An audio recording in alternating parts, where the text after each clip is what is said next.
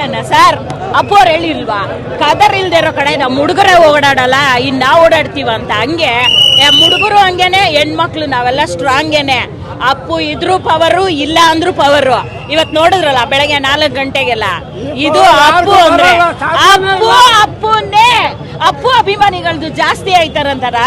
ಜಾಸ್ತಿನೇ ನಮ್ಮನ್ನೇ ಫಾಲೋ ಮಾಡ್ಬೇಕೇ ಹೊರತು ನಾವ್ ಯಾರನ್ನು ಫಾಲೋ ಮಾಡಲ್ಲ. ಏನ್ ಗುರು, ಕರೆಕ್ಟಾ?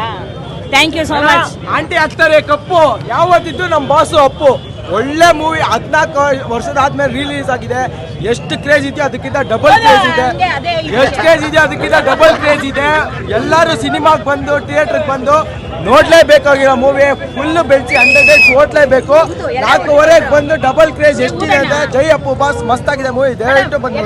ಈ ಸಿನಿಮಾದಲ್ಲಿ ಏನಪ್ಪಾ ಅಂದ್ರೆ ಹಳೆ ಕಾಲದಲ್ಲೆಲ್ಲ ಟೆಂಟಲ್ಲಿ ನೆಲ್ಲಲ್ಲಿ ಕುಂತ್ಕೊಂಡು ನೋಡ್ತಿದ್ರೆ ಆ ತರ ಅನುಭವ ಆಯ್ತು.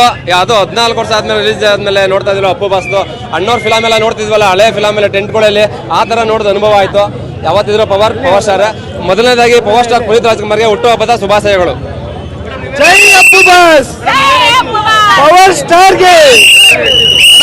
ನಮ್ಮ ಮನೇಲಿದೆ ಮಿಕ್ಸಿ, ಈ ಜಾಕಿ ಮೂವಿ ಸೆಕ್ಸಿ.